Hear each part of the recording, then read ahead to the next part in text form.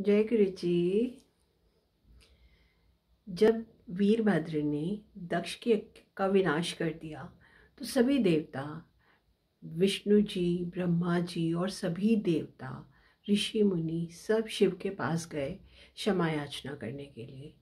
सबने जाकर शिव की बहुत स्तुति की और उनसे क्षमा प्रार्थी हो, उनसे प्रार्थना की कि आप दक्ष के यज्ञ का फिर से ठीक ठाक कर दें, दक्ष को भी ठीक कर दें। जितने ऋषि और देवता नष्ट भ्रष्ट हुए, आप उन्हें फिर से ठीक कर दें।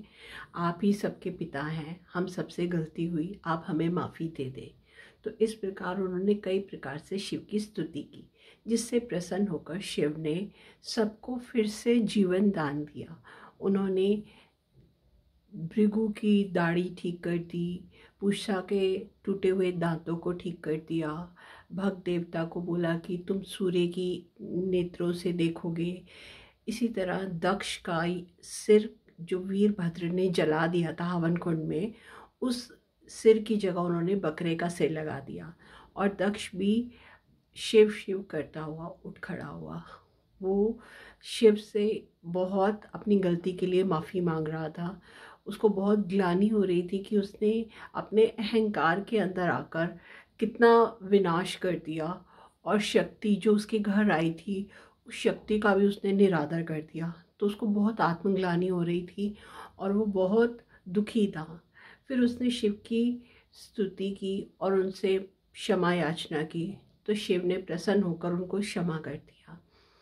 इस प्रकार शिव ने सभी को क्षमा दान दिया और उनको बोला कि मैं ही परमेश्वर हूँ, मैं ही सब कुछ उत्पन्न करता हूँ, मैं ही सब स्थिति में संभाल कर रखता हूँ और मैं ही संहार करता हूँ। और जब ये तीनों चीज़ें वो कर देते हैं तो शक्ति को भी उन्होंने ही अपने अंदर से प्रकट किया।